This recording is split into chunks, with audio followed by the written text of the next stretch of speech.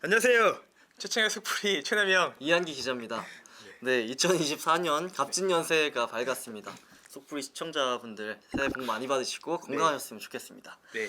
작년 한 해 동안 저희 속풀이 사랑해 주셔서 정말 감사드리고 예. 저희 속풀이 2024년을 맞아서 약간의 리뉴얼을 했습니다. 뭐 일단은 좀 오늘은 새해 첫 타기도 하고 좀 새해라는 좀 기분에 맞춰서 올해 개통 예정인 철도에 대해서 좀 소개를 드릴까 합니다. 그러면 올해는 좀 작년이랑 다른 분위기로 흘러갈까요? 네, 뭐 일단 앞서 말씀드린 듯 좀 그럴 것 같다라는 생각이 드는데요. 뭐 제가 얼추 좀 조사를 해봤더니 현재 한 10개 정도의 철도가 좀 그 개통을 대기를 하고 있고 좀 이 가운데 뭐 저의 개인적인 판단일지 모르겠지만 한 3-4개 정도는 좀 간신 노선이지 않나라고 좀 생각이 좀 들었습니다. 어떤 노선을 말씀하실지 또 궁금해지는데 GTX A? 아닌가요? 혹시 뭐 서덕계 3년이면 풍어를 읊는다고 역시 뭐 이한 기자를 맞출 줄 알았습니다. 그래서 일단은 수도권하고 뭐 지방 분들을 다 포함하셔가지고 워낙 관심이 많은 뭐 사업이시죠. 올해 3월에 GTX A 노선이 드디어 개통을 하는데요. 좀 사실 좀 그 전에 개통 시기를 놓고 좀 말이 좀 많았었잖아요. 근데 이제 좀 깔끔하게 우리 윤석열 대통령께서 정리를 해주셨죠. 정부는 GTX 공사도 초고속 급행 열차 같이 속도를 높여서 완공 시기를 최대한 앞당기겠다라고 말씀하시면서 3월 말에 개통하겠다라고 공언을 하셨죠. GTX A 개통 시점을 두고 이렇게 특정 시점을 못 본 건 이때가 처음이라서 이 발언에 참 이제 의미도 부여되고 좀 많이 관심이 좀 몰렸는데요. 한 가지 좀 아쉬운 부분이 좀 있어요. 그러니까 GTX 아까 말씀드린 대로 A가 파주에서 동작까지 이 쭉 노선인데 전 구간 개통이 아니라요. 남부 구간이죠. 뭐 이제 동탄에서 수서까지만 있는 그 노선이 일부 개통한 부분 개통입니다.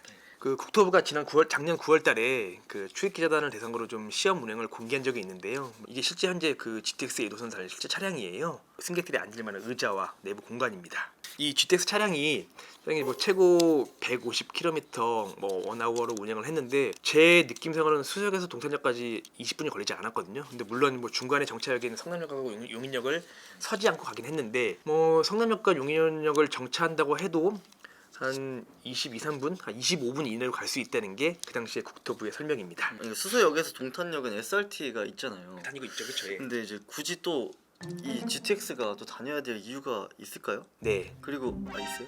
네, 그리고 이제 중간 정차역인 게 이제 성남역 그리고 용인역인데 여기가 서지 않는다고 하던데 네. 이제 성남역이랑 용인역 정차는 또 언제쯤 되는지도 궁금해가지고. 질문이 너무 많은데 한 번에 하나씩만 해주시죠, 질문을.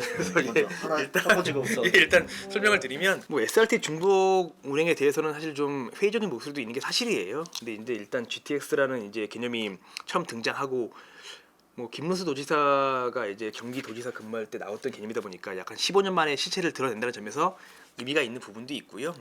사실 좀 이런 맥락에서 좀 올해 뭐 8월 하반기 정도가 되면 북부 구간이죠. 파주 운정 구간에서 서울역 구간도 운행에 들어갈 예정인데요. 이제 남은 구간이 그러면 이제 서울역에서 수서 구간이잖아요. 근데 이 사이에 지금 현재 삼성역이 있는데 또 현재 삼성역에 지금 현재 복합 환승센터라는 그 큰 건물을 하나 짓고 있는데 좀 사실 이게 좀 계획대로 좀 지어지지 않고 있어요.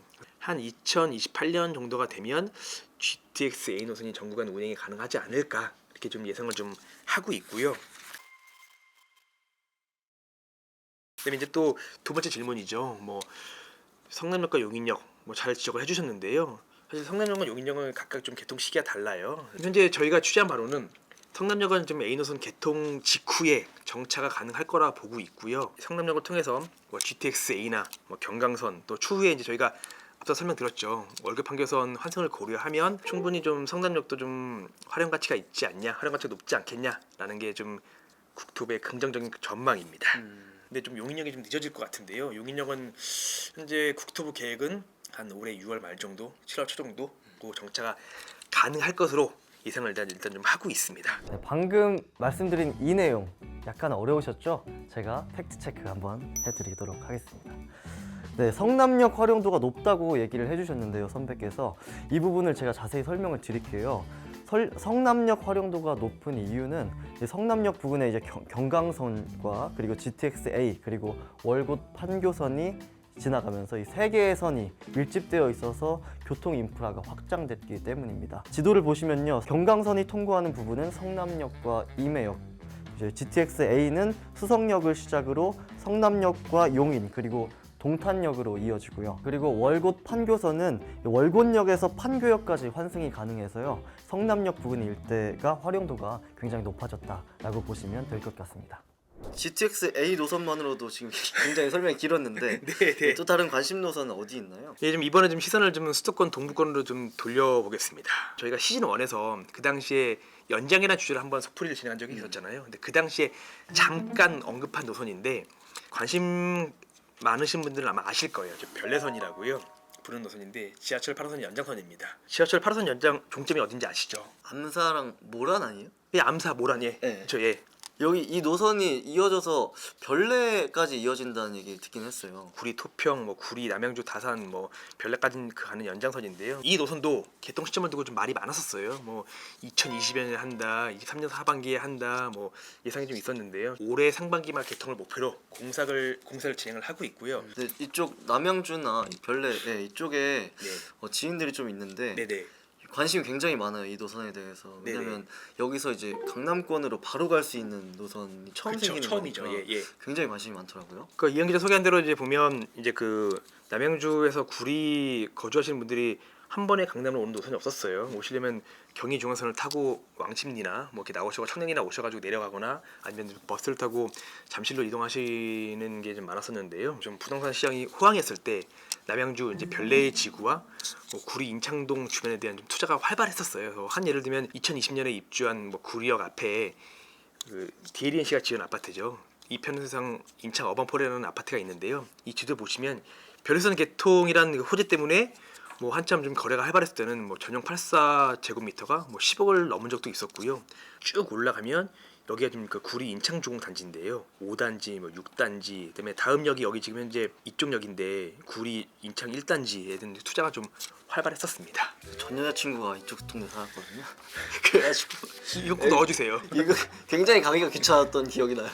그래서 얼마 안 갔어요. 다시 부동산 시장이 호황이 될까요? 그러니까 사실 시장 호황이란 건 이제 이게 모든 뭐 금리라든지 모든 전반적인 조건이 맞아되기 때문에 호황이라고 될 수는 없긴 하겠지만요. 1시간 정도 걸리던 거리가 절반 정도 줄면 잠실이나 하남이나 좀 강동에서 좀 비싸다고 생각하시는 분들이 이제 올라가시겠죠. 그리고 또 제가 알기로는 네. 아까 말씀드렸던 그 암사동 외에도 이제 네. 모란이 있잖아요. 모란역에서도 네. 연장 논의들이 있는 걸로 알고 있어요. 네. 아직 뭐 구체적으로 계획이 나온 건 아니지만 네. 만약에 이제 모란역 연장까지 생기면 남양주에서 네.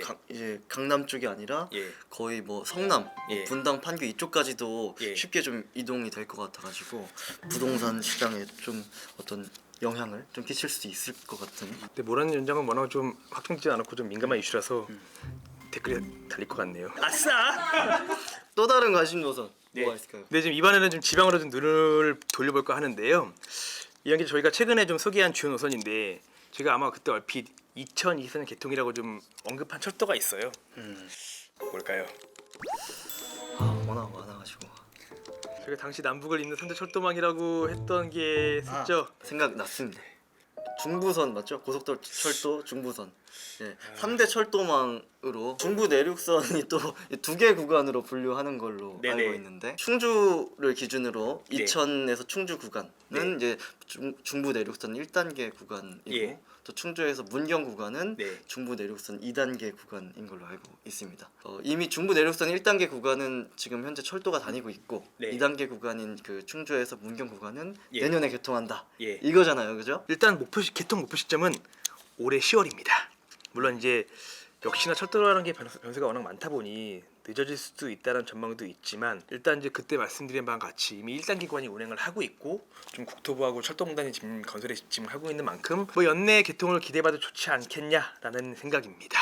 나머지 노선들도 이제 제가 빨리빨리 소개를 해드리도록 하겠습니다. 네네. 대구 도시철도 1호선 연장, 네네. 그리고 동해선 영덕역에서 삼청역 구간, 그리고 네네. 포항역에서 동해역 구간, 네네. 그리고 서해선 연장 홍성역에서 송산역 구간 네. 등이 이제 연내 개통을 목표로 하고 있는 노선입니다. 사실 저희가 좀 이 속풀에서 또 이 원 코너에 꼭 짚고 와야 될 노선이 좀 하나 있어요. 이제 좀 이 노선도 좀 의도치 않게 관심을 많이 받았던 노선인데요. 바로 이제 부전 마산 복선전철이라고 해서 부전 마산선이라고 하죠. 일단은 지금 그 부산 부전역과 뭐 창원 특례시 이제 마산 해안구 마산역을 잇는 이 철도인데요. 저의 개인적으로 생각으로 좀 쉽지 않지 않겠나라고 좀 생각이 들어서 따로 좀 설명을 좀 드릴까 하는데요. 사실 이 사업은 좀 해당 지역의 좀 수원 사업이기도 한데요. 이제 민자 노선이에요. 그래서 이제 SK 에코플랜트 당시 이제 SK 건설이죠. 그다음에 이제 삼성물산 건설 부문, 뭐 하나 건설 부문 등이 이렇게 좀 시공사로 참여하고 있는 사업인데요. 근데 사실 이 노선이 좀 유명해진 계기가 있어요. 다들 기억하실 텐데 2020년 3월이었죠. 낙동강 연약지반 그 이제 붕괴 사고가 있었는데요. 당시 그 현장이 이 부전 마산선 209입니다. 최근 이제 그 국토부에 24년 말로 보고는 했지만 이제 그 PF 대출을 해주는 대주단 쪽에다가 좀 한 1년 6개월 정도 좀 중국 요청 연기를 좀 했어요. 그러니까 다시 말하면 25년 초나 25년 한 상반기 말 정도는 돼야 개통이 가능하기 때문에 대출을 연장해달라고 지금 요청을 한 건데요. 일단은 그 부분이 일단 대주단은 일단 좀 뭐 연장 승인을 좀 오케이를 했고요. 이게 궁금한 게 네. 지금 현재 터지는 부동산 PF 대출과 좀 관련돼서 연장을 해달라고 한 건가요? 아니요, 그러니까 이거 같은 경우는 예를 들면 이제 다른 개념인데요. 이제 근데 PF라는 그 대출은 똑같지만 이거 같은 경우는 이제 원래는 23년 말까지로 이제 PF 만기를 해놓으면 이때까지 준공을 해놓고 다 상환을 해야 되거든요, 돈을. 근데 이제 상환이 안 되면 이 SPC가 파산을 해버려야 돼요. 그러니까 파산을 막기 위해서 이제 이 SK 에코플랜트가 이제 우리가 준공이 아직 안 되고 돈이 안 들었으니 대출 연장을 좀 해줘. 대신 우리가 좀 더 이자 부담을 하고 할 테니까. 그래서 이제 그런 개념인 거고요. 그러니까 PF는 개념은 똑같지만 저희가 흔히 요즘 태형 건설 터주고 있는 그건 이제 아파트나 이제 그런 뭐 대형 개발 사업들. 이거는 이제 그 쉽게 말하면 토목 SOC PF라서 좀 다른 개념입니다. 다시 돌아와서 네. 일단 이제 SK 에코플랜트 대주단이 이런 협약을 좀 맺어줬기 때문에 이런 분위기를 놓고 보면 좀 올해 개통이 좀 힘들지 않을까라고 좀 예상을 좀 하고 있습니다. 네. 댓글에 대한 답을 하기 전에 근데 또 차장님께서 그 자체 AS 하실 내용이 있다고 하시는데 GTX-B에 대한 좀 보완 설명을 좀 드리겠습니다. 그러니까 저희가 지난번 속풀이에서 GTX-B 실시 협약이 좀 민트심 의결로 가능하다고 했는데 일단 실시 협약이 이제 예상과 달리 좀 안 됐고요. 빠르면 뭐 올해 1월 말이나 2월 정도 이제 1분기 민투심이 예정이 돼 있는데요. 그때는 좀 올라가서 좀 이제 좀 의결을 받지 않을까, 처리가 되지 않을까 예상을 좀 하고 있고요. 이후 이제 의결이 완료가 되면 국토부와 이제 민간 사업자죠, 대우건설 컨소시엄이 좀 협약을 맺고 착공 준비를 좀 할 것 같은 분위기입니다. 네. 우선 저희 최성수님과 네. 그다음에 기가찬다님, 네. 카항인님, 네. 그리고 어설픈 총장비님 등이 GTX-B 추가 정차역에 대한 의견을 주셨어요. 네, 일단 좀 다양한 의견 뭐 감사드리고요. 일단 저희가 좀 그 GTX-B 속풀이에 말씀드린 바와 같이 지금 실시 협약 안에는 정착 추가안이 일단 없습니다. 그리고 이 자리를 통해서 좀 말씀드리면 저희가 늘 응원해 주시는 감사 스마일님이 좀 계속 간만에 좀 댓글을 달아주셨더라고요. 다시 한번 감사하다는 말씀을 좀 드리겠습니다. 네, 그러면 이렇게 속풀이 시즌 2 13번째 시간도 문을 닫을까 합니다. 예, 이제 마무리 짓겠습니다. 자, SOC는 생활이다. 예, 감사합니다. 감사합니다.